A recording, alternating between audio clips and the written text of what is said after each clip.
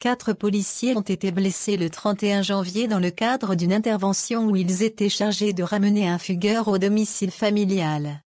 Vers 20h40 le 31 janvier, les services de police ont été appelés par un père de famille, qui indiquait que son fils, un Dijonnais de 15 ans, qui avait fugué la veille, devait se trouver dans un immeuble de la rue Joseph-Garnier à Dijon.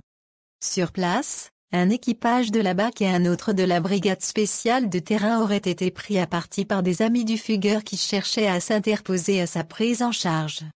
Un jeune de 17 ans, qui présentait les signes de l'ivresse, aurait donné un coup de poing en plein dans le nez d'un policier, un autre en direction d'un agent de la BAC et aurait retourné les doigts d'un adjoint de sécurité. Ce dernier a eu 2 jours d'ITT. Un 4e policier aurait été blessé au genou dans l'altercation. Face à cela, le porteur des coups a été interpellé sur place. Les policiers ciblent de jets d'objets au moment où il a été emmené, ainsi que le fugueur. Vers la sortie de l'immeuble, les policiers auraient été la cible d'un jet d'étais dans les escaliers. Les fonctionnaires de police auraient aussi reçu des jets de cailloux, de bouteilles et de verres de la part des autres jeunes.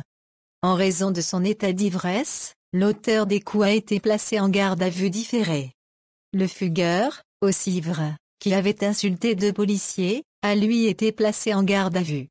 Le 1er février, 2 autres individus ont été arrêtés et le dernier l'a été le 2 février. Tous ont été placés en garde à vue. Sur instruction du parquet de Dijon, l'auteur présumé des coups de poing, âgé de 17 ans, sera convoqué devant le juge pour enfants pour des violences sur policiers alors qu'il était en état d'ivresse. Le fugueur passera lui aussi devant le juge des enfants pour outrage à l'encontre de policiers. Un mineur de 15 ans sera lui aussi convoqué devant le juge pour enfants pour des violences avec arme par destination sur des policiers, il aurait jeté l'étai. Un homme de 18 ans sera convoqué devant le tribunal correctionnel pour violence par destination, il aurait jeté des cailloux.